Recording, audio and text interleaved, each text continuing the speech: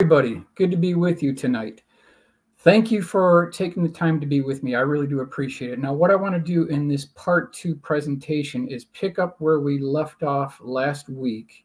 And this time we're going to talk about what exactly did we get for our taxpayer money? All the billions that were thrown into these classified, unacknowledged special access programs.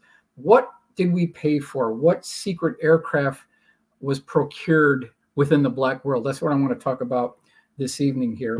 And we'll move forward to our first slide. And if you look at the top here, it says the 3 tiers of technology. So tier 1 are common, ordinary, garden variety, vanilla flavored aircraft. These are the aircraft that you see at your local air show, your local air base. So that would include the F-15, the F-16, F-14 is now retired, but these type aircraft represent tier 1 aircraft. Okay, next one, tier 2.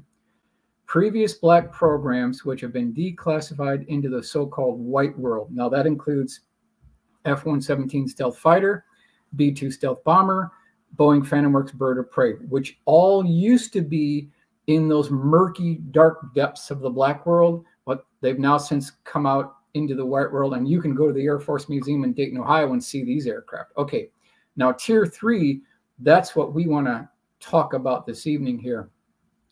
Classified, unacknowledged special access programs which have virtually no congressional oversight and circumvent the established laws of physics. That's what we want to talk about here tonight, and we'll continue on here. In-house terms used in the intelligence defense industry to describe classified assets. So when you hear these 3 terms, listen carefully because they're referring to the tier 3 aircraft within these terms. So if you have senators and congressmen or a president where he says, yeah, we utilized ACE in the whole technology, that's a tier 3 aircraft. If you hear somebody say trump card technology, that's a tier 3 aircraft. If you hear the term silver bullet technology, that's another tier 3 asset. So these are some of the in-house military industrial intelligence terms that are used to describe these aircraft without actually going into detail and dislodging them. Let's go to the next one here.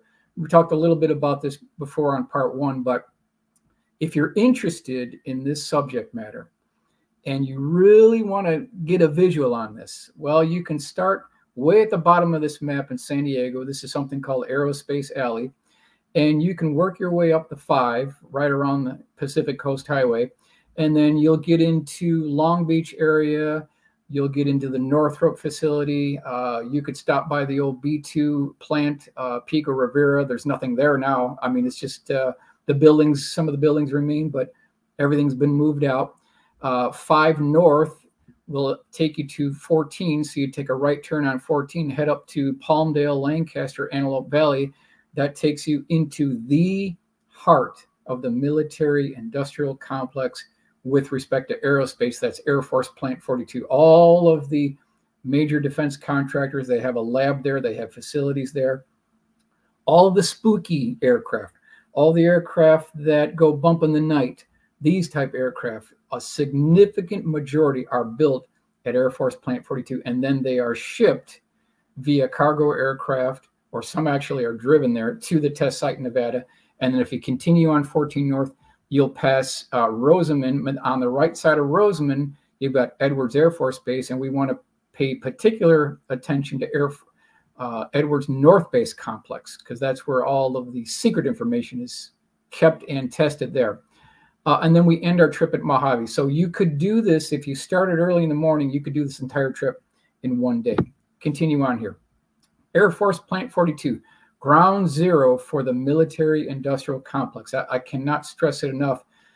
Now, they don't really allow you to take pictures through the chain link fence, but you as taxpayer have every right to question authority and drive around the perimeter. Absolutely. You can see this absolutely huge, expansive assembly facility here. All right, now, what evidence do we have that there is a black secret world of aircraft that are not really talked about? This is Aviation Week Space Technology, November 11th, 1991. I'm just going to run through this here. 2 unusually loud sonic booms heard along the west coast from San Diego to north of Los Angeles, California. may have been produced by high-flying classified aircraft returning to test ranges in Nevada. 25 of the U.S. Geologic Survey's 220 sensor system for pinpointing earthquake epicenters detected the passing shock waves around 6:30 a.m. on October 31st. The instruments have recorded shock waves from SR-71 flights and space shuttle reentries in the past. As a result, USGS scientists were able to determine that the unknown aircraft were flying at speeds to about Mach 3 and altitudes of 23,000 to 33,000 feet. The sonic booms were 100-second apart, detected along slightly different ground tracks, but on general south to north heading. Air Force, Navy, and NASA Dryden officials claimed that they had no high-speed aircraft airborne at the time. So this really is at the beginning stages of these mysterious airquakes that boomed southern Los Angeles, Catalina Island. These were tracked on USGS survey equipment, going right over Catalina Island, downtown Los Angeles, and heading into the remote test site in Nevada, Area 51. They've got the tracks going there. So we know from previous printouts that it wasn't the SR-71 and it wasn't the space shuttle returning. It had a different signature. So we're talking about a different type bird here. So, of course, I started doing some digging.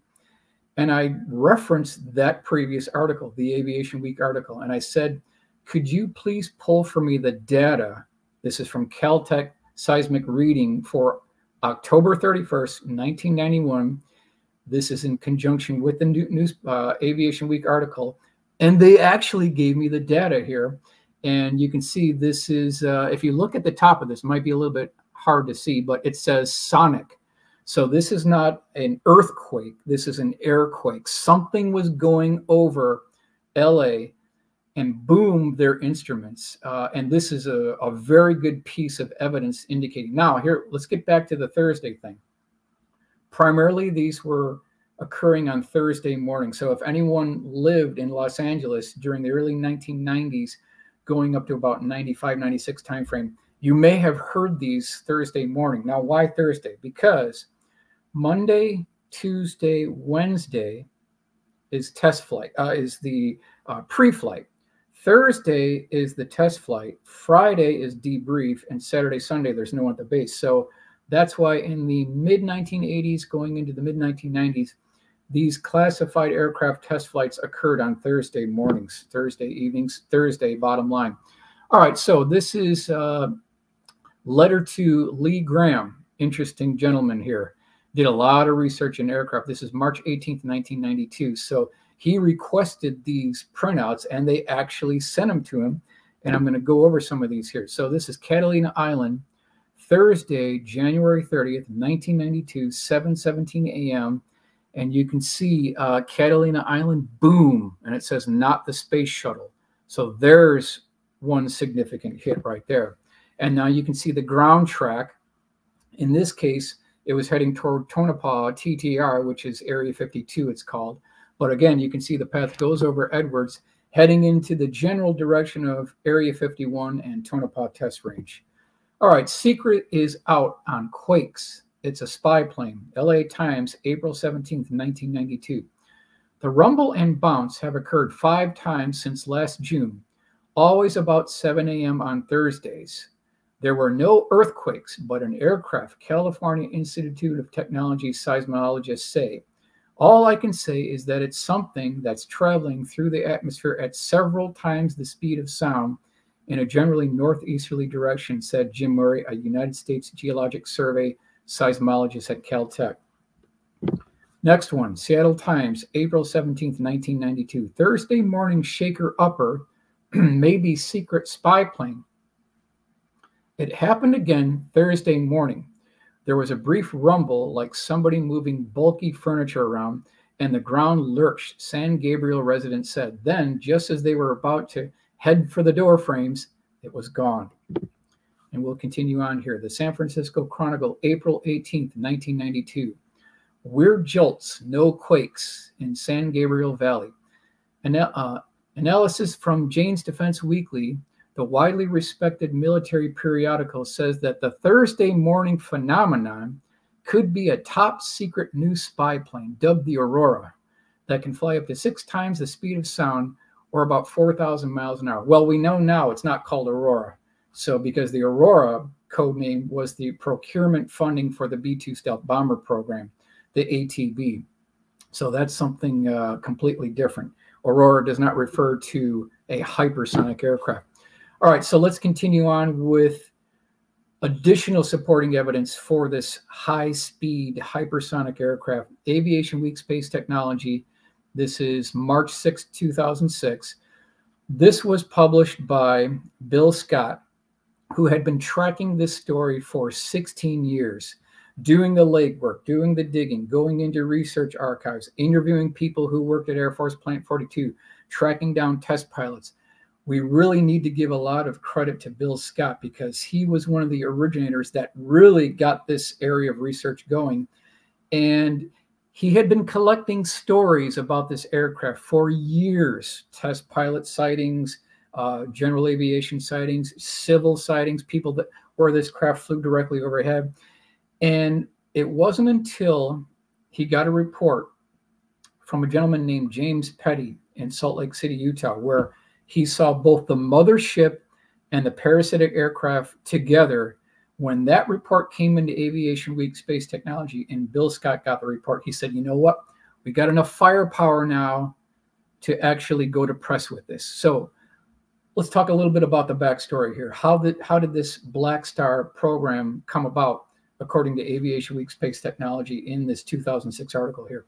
So after January 28th, 1986, the Challenger explosion, concurrently at the same time, there was multiple Titan II booster failures at the exact same time. And so the Air Force lost what they called their assured access to space. They were out of business because they lost the shuttle, which we all know at least 85% of shuttle cargoes were classified DoD satellites, keyhole satellites, NSA, NRO type payloads, at least 85%.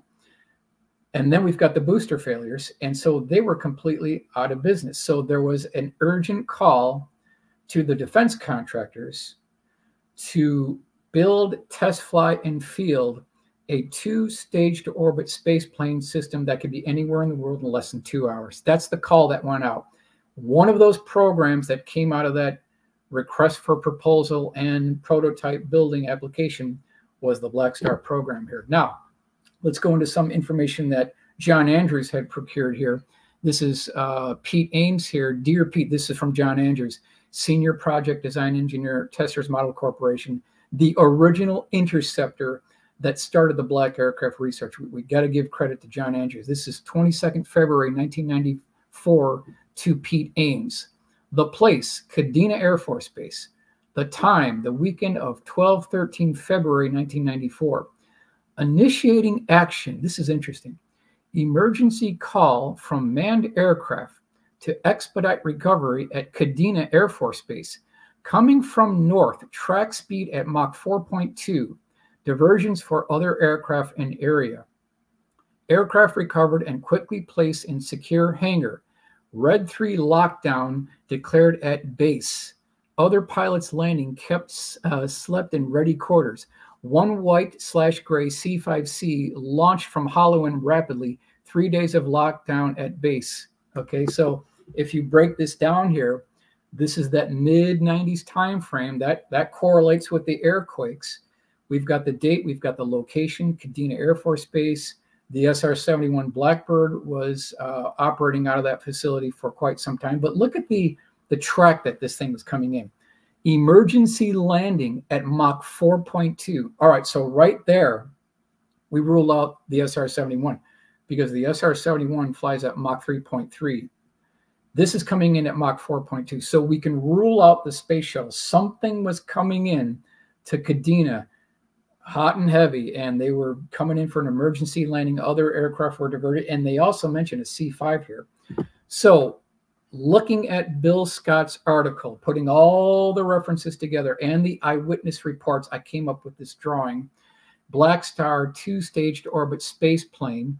And we'll break some of this down here. If you look on the upper left-hand back view, you can see that this craft basically had pogo outrigger landing wheels. It also has linear aerospike engines at the back of it.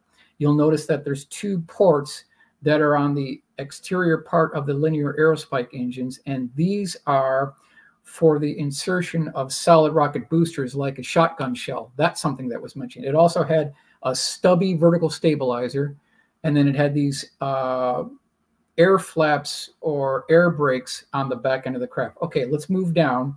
We've got top view looking down. Now, if you look here, it says red thermal protective areas. Yes, there was some thermal sections here.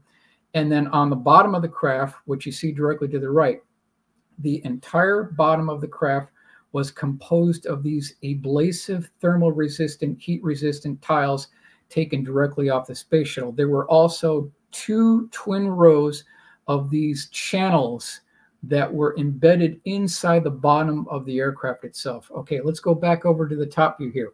Q bay for the launching of nano satellites, tracking laser, synthetic aperture radar system, and then rods from God. So these rods from God, we've heard about these before.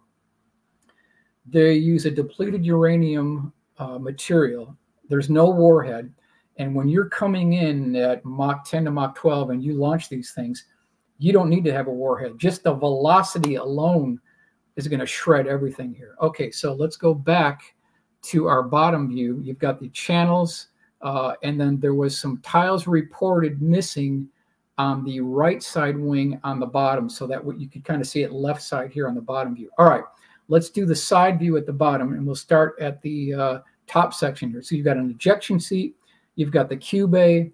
One eyewitness who was a transient pilot saw that this stubby vertical stabilizer, it was covered with a tarp. So we believe there was an incident that when it was airdropped from the mothership, it came back up and slammed the bottom of the mothership, and that caused this emergency landing. Okay, if you look at the side view here at the bottom, you can see these pogo outrigger wheels, and then at the very right side bottom, you can see these solid rocket boosters that are loaded into the aft part of the aircraft like shotgun shells. Okay, so length, 60 to 65 feet.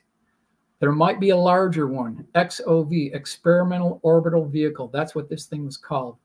Airdrop from the belly of the mothership at about 90,000 feet, and the mothership was called the SR-3. Q bay may contain the rods from God. Now, top speed, 17,500 miles an hour, Mach 20. Altitude, 150 to 250 miles.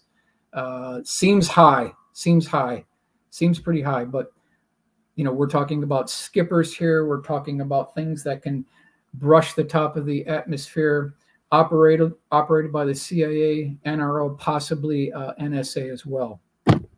Next one. Now we've got the SR-3. This is the mothership, and we'll start at the top view. This craft had a crew of 3. So there was a pilot, there was a co-pilot, there was a launch control officer. He sat aft, and he was the liaison between the mothership and the parasitic aircraft. This entire aircraft was white in color, and you've got 3 YJ-93 engines, basically the same type engines that were used on the XB-70. A lot of these surplus parts may have been integrated into this Blackstar program. There was a dorsal ridge that went all the way from the aft part of the launch control officer to the tail end of the aircraft. We've got the refueling section. These canards that you see on that top view, they can retract aft for high-speed flight. Okay, let's go to the side view on the left. If you look at the bottom view, you can see where the actual parasitic aircraft sits inside a cavity on the bottom of the mothership. Now, if you look at my section view here, now you can see how the smaller aircraft fits up inside the cavity of the mothership. That was kind of described as taking an ice cream scooper and hauling out the bottom of this mothership. Now let's go over to the side view here. You can see the pilot, the co-pilot, the launch control officer, a lot of similar to a cross between the XB-70 and the SR-71 with this chine section fully integrated. Now what they've done is they've moved the winglets to the absolute sections at the very back of the wings here. That makes it different than the XB-70. So in a nutshell, that's what this mothership of the Blackstar program. Okay, so let's go over the specifications here. Carrier aircraft for the experimental orbital vehicle. Wingspan, 120 feet. Length, 200 feet. Max speed, Mach 6. These are the best numbers we can come up with here. Power plant, 6 General Electric J93 variable cycle pulse detonation wave engines. Range, 6,000 miles. Ceiling, 150,000 feet. First flight, 1988. Weight, 275,000 feet. White, gray, black in color. Number built, 2 ? CIA, NRO operators, contractors, Boeing, Rockwell International, and there's another one here that I didn't mention, and I think you can figure out who that is. So this is our detailed drawing of what this Blackstar SR3 mothership looks like here. Okay, next one. So this is Tom Bogan. I want to give credit to Tom Bogan. When this thing came down at Kadena, it was loaded and then brought back to Holloman Air Force Base, and there was this unloading process, and you can see this clamshell door opened up on the C5, and then you've got the tarp on the XOV, the experimental orbital vehicle, and you can kind of see these thermal ablasive tiles along the leading edge, and then these linear aerospike engines at the back of the craft itself.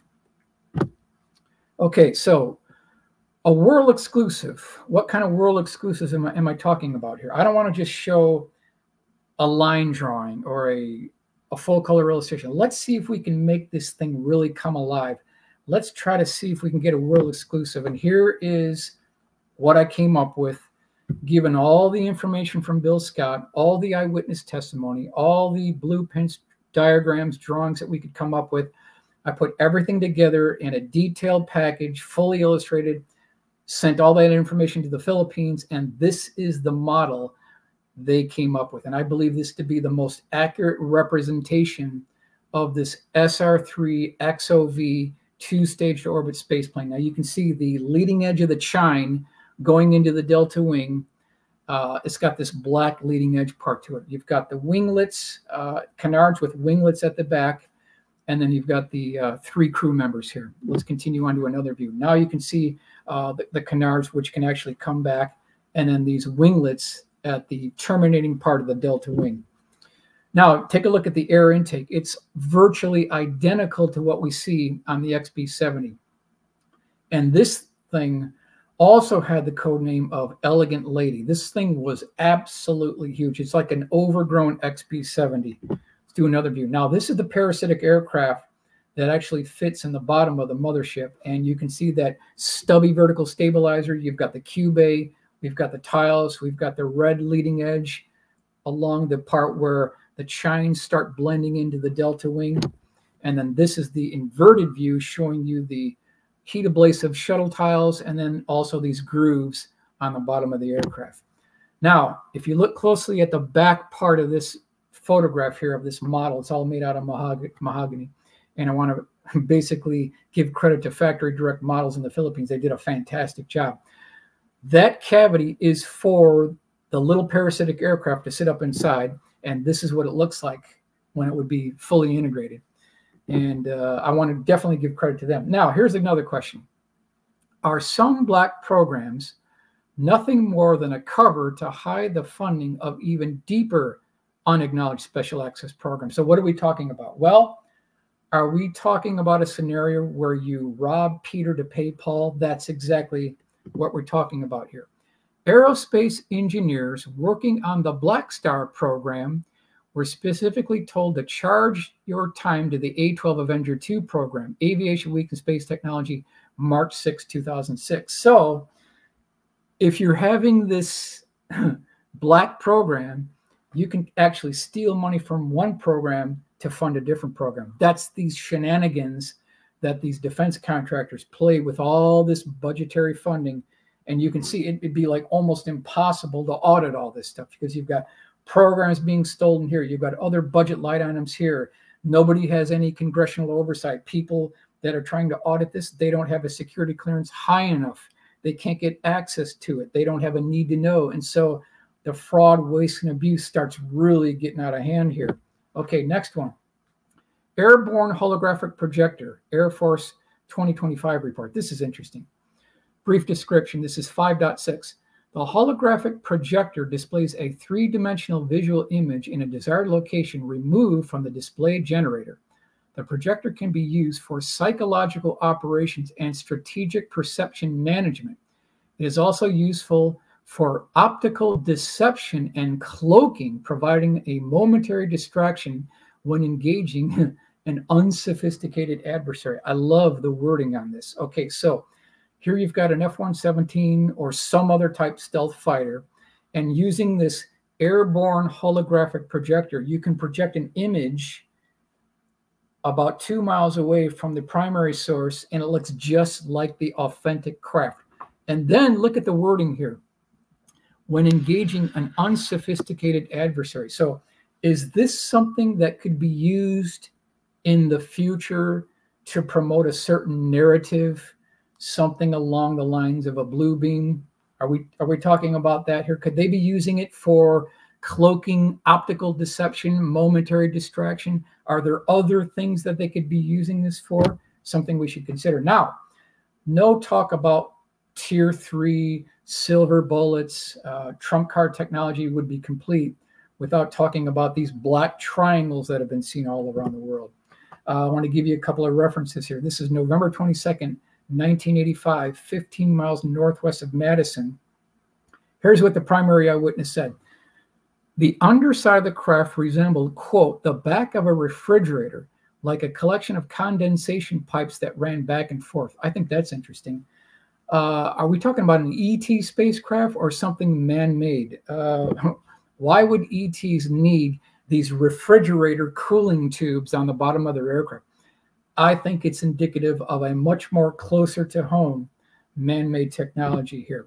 So I'm asking the question, is this what you would expect to see on the bottom surface of an extraterrestrial spacecraft? Or are they using all of these tubes as a cooling apparatus using liquid nitrogen to super chill the bottom of these aircraft down to minus 279 degrees Kelvin to turn them into a superconductor? Is that what's going on here? Okay, let's move forward. January 5th, 2000, Southern Illinois. This was a huge sighting. It's almost forgotten now, but this is absolutely front page news, basically all around the world.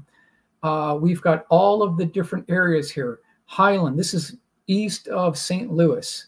Highland, Lebanon, Summerfield, Shiloh, Millstadt, Dupont, O'Fallon. Multiple police officers saw these at close range. This is kind of what these craft actually looks like here. And we'll move forward here. Let me give you some quotes here. The bottom of the craft resembled, quote, building blocks with plumbing pipes. Shiloh, Illinois police officer David Martin. Is this what we would expect to see on the bottom of an ET spacecraft? Building blocks, Legos, plumbing pipes. It's sounding mechanical. It's sounding machine design. It's sounding contractor, man-made. That's what it's sounding like. This is important. What is shaped like an arrowhead as big as a football field, 2 stories tall, and flies slowly through the air? If you don't know, don't feel bad. People across the Metro East saw an object fitting that description float slowly overhead early last Wednesday morning, and no one yet has been able to explain what it was. Republic Times, January 12, 2000. I want to give you all the references of where I'm getting this now.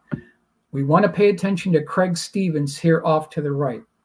He plays a big role in this here. This is Collinsville Journal, January 16th, 2000. It says, object in sky draws interest of UFO researchers. And then it says, officer says he is 98% sure object was experimental or military. Quote, this thing was huge. It was moving like a blimp from the south at about 500 to 1,000 feet above the ground.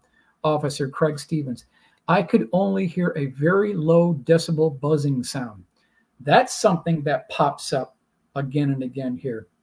So not only do we have Craig Stevens saying that he's 98% sure that this is a military project and not an ET spacecraft. But he also mentions this low frequency buzzing sound. That's something that pops up on the 1989-1990 Belgium Triangle case, where multiple witnesses described hearing what sounded like a low frequency electrical humming noise, like an electrical transformer or a sewing machine. That's something that's similar that we hear a lot in these cases. Okay, so let's take his drawing, his eyewitness testimony, and this is the drawing that I came up with based on his sketches. Okay, and if you look at the top view, you can see kind of like a large arrowhead type configuration, and then it had this white section in the back with this white light going back and forward. There was a red blinking light at the bottom. But then I want to bring your attention to what he said here. This is very interesting. Officer Stevens stated that the craft tried to, quote, camouflage itself against the night sky and was projecting the star field above it on the underside. That's heavy. That's heavy. This is the Edge of Reality, Illinois, UFO, January 5th, 2000. I'm going to read this again. The craft tried to camouflage itself against the night sky and was projecting the star field above it on the underside. So what you can picture here is you've got Officer Craig Stevens kind of in this pulled off to the side of the road with his squad car nearby.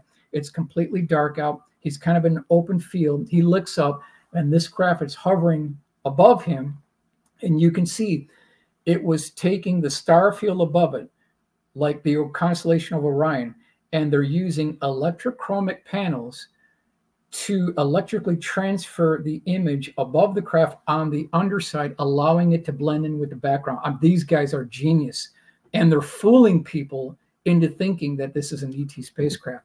So I've got another world exclusive here. I said, Rudy, give me a drawing where we have all the elements. We need Craig Stevens, we need the squad car, we need the open field, we need the craft, and most importantly, we need these star field camouflage sections to be on the bottom side of the craft, allowing it to blend in with the background. And here's the drawing that Rudy came up with. Can you imagine being directly under this thing when it's hovering and you hear this buzzing sound and it's completely still out?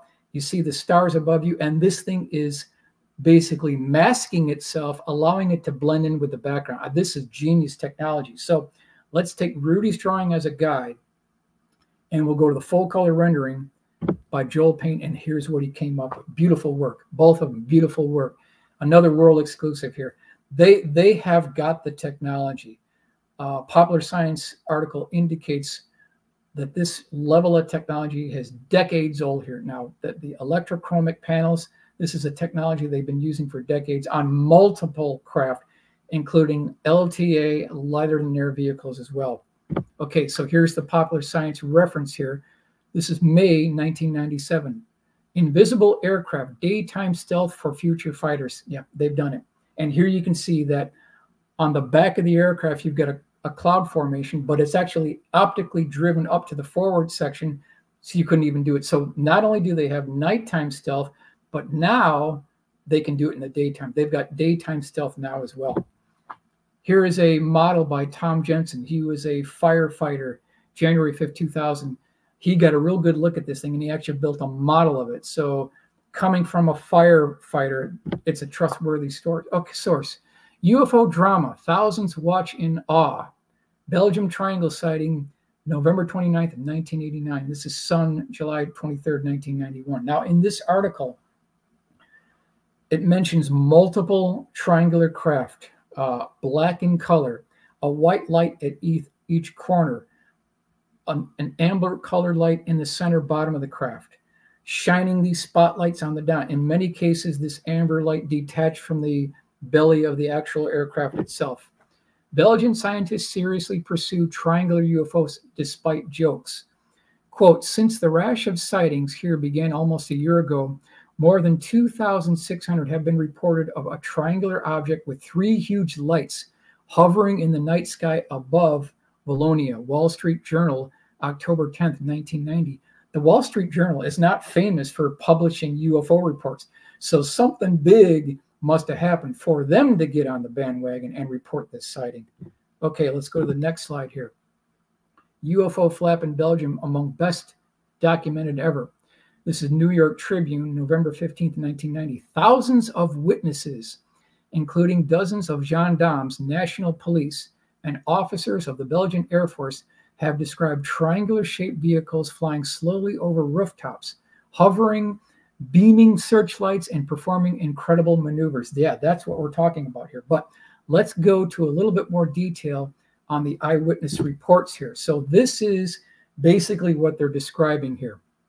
Large triangular-shaped craft, tubes, pipes, and cylinders on the bottom of the aircraft, a low-frequency electrical humming noise, a white light at each corner, amber light at the bottom. Now, the F-16s did not get quite this close. I want to give credit to John McNeil for doing this illustration. They didn't get this close, but you can kind of get an idea of what this intercept may actually have looked like. Now, let's go to the detailed drawing here. We want to talk about the thousands of witnesses that saw this thing. Also want to talk about the low-frequency electrical humming noise. We discussed that on previous cases, but I want to draw your attention to these pipes and tubes and cylinders that were on the bottom of this craft. Are we talking about a superconducting technology associated with this craft as well? Something that we want to consider. Okay, a couple of bullet items here at the bottom.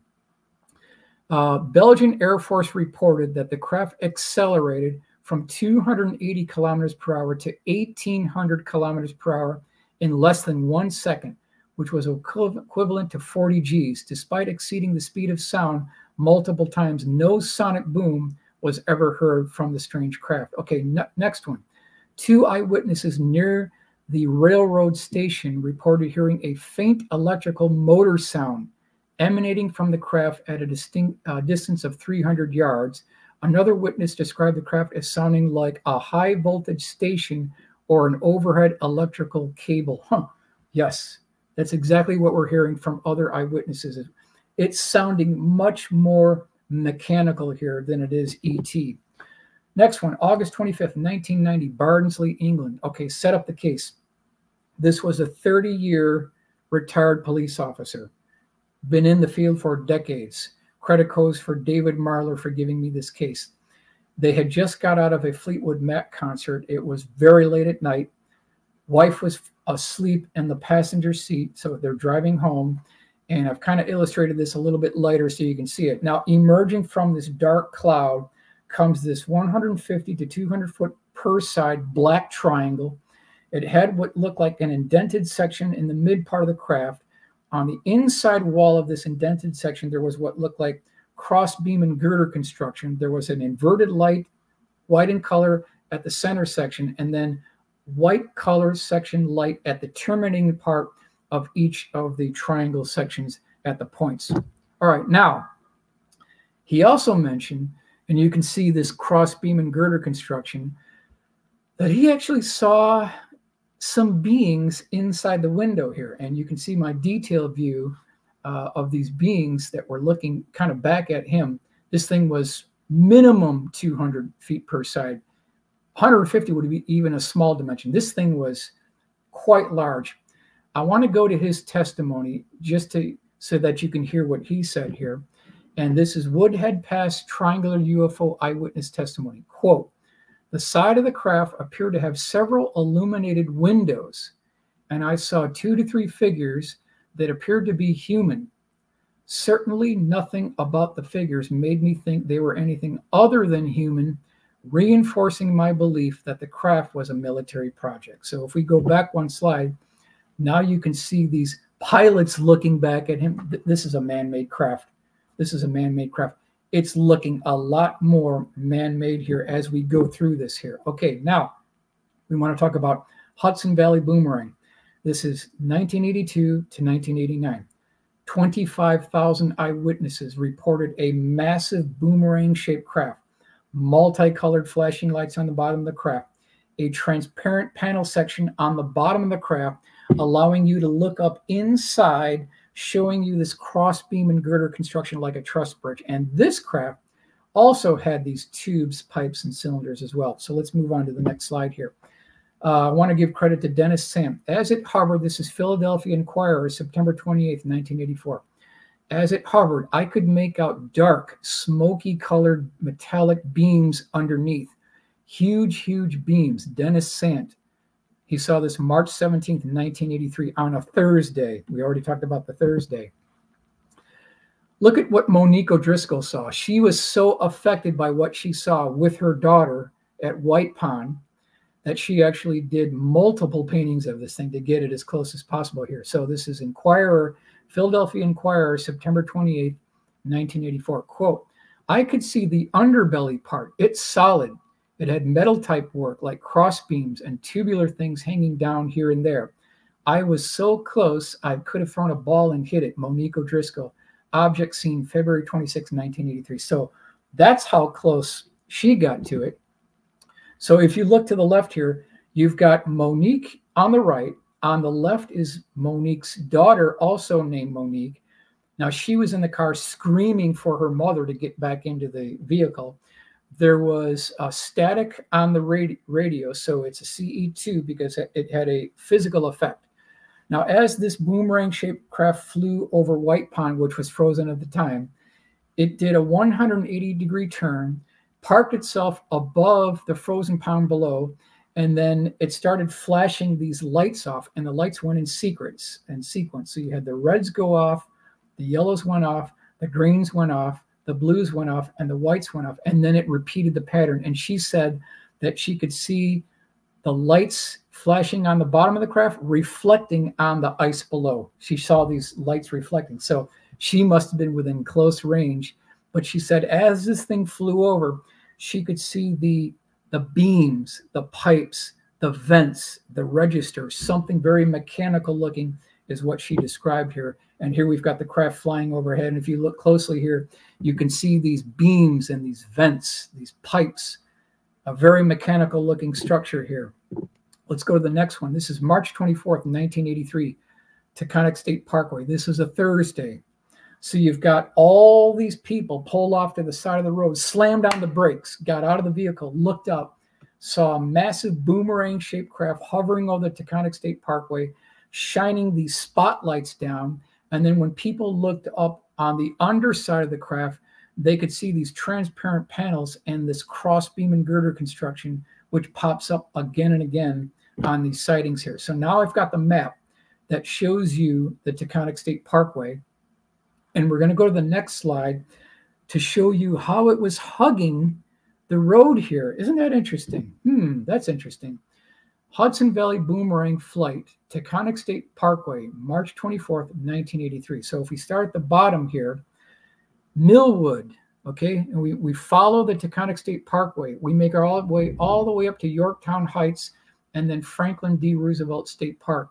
And you can see it's hugging the Taconic State Parkway as it's going northbound. However, when it parked itself over the parkway, over the Taconic State Parkway, literally at treetop level, eyewitnesses said, and I'm going to go to the next slide here, when this thing turned, it did not bank. It appeared to turn like it was on a turntable or a pinwheel. It made a flat rotation like it was on a turntable here. That's why I've got this record player. It did not bank. So this is not ultralights flying in formation. This is not Cessna 172 flying in formation. This is something else altogether here.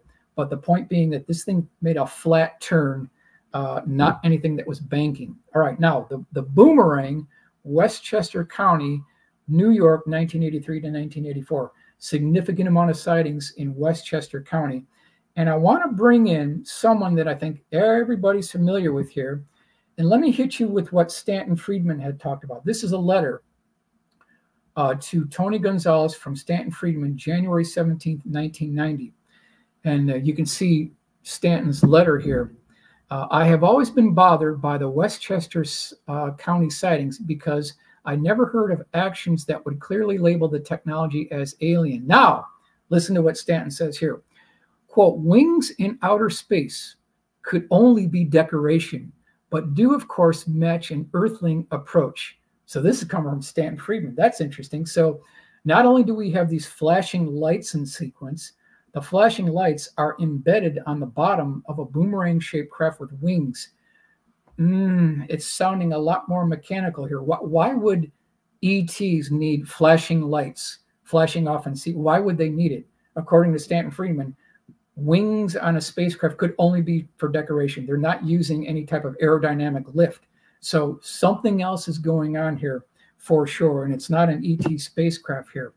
Let's talk about Reagan's defense buildup.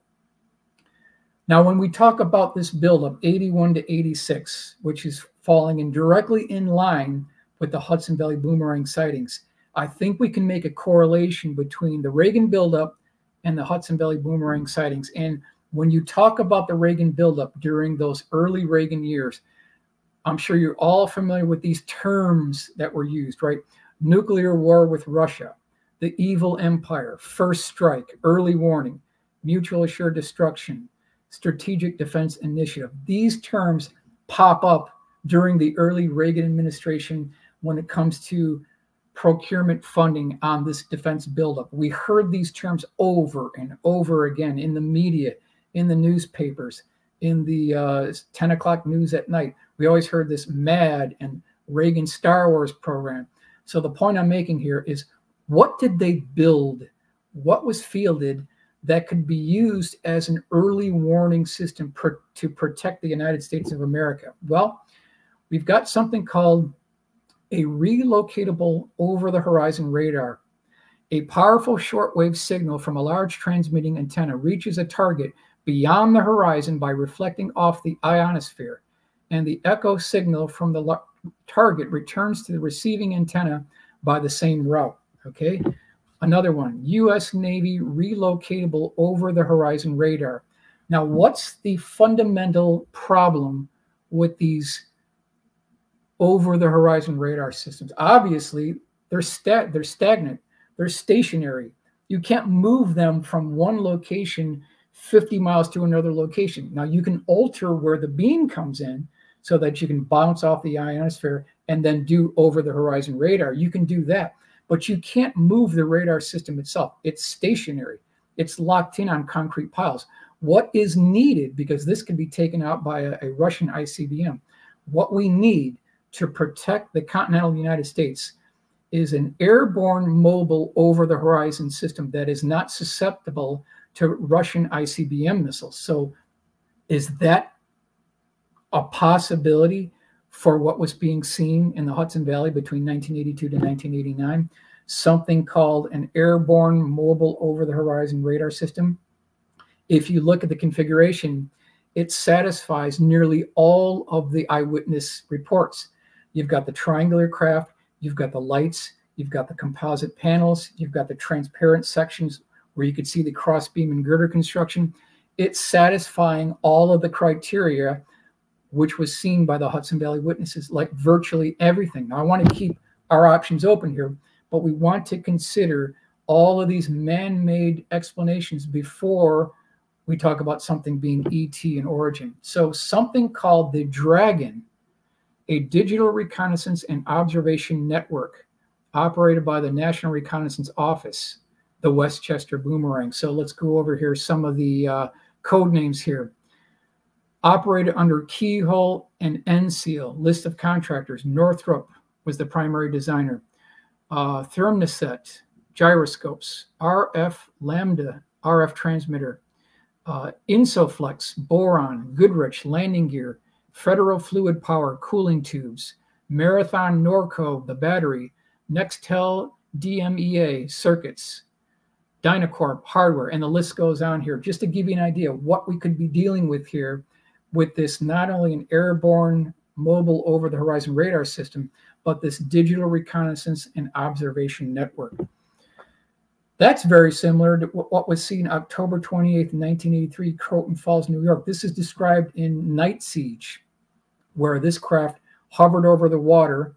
It was shining beaming spotlights down, and then a red light detached from the craft and then reemerged into the bottom of the craft, which looks almost identical to this Dragon craft here. Is that what we're dealing with?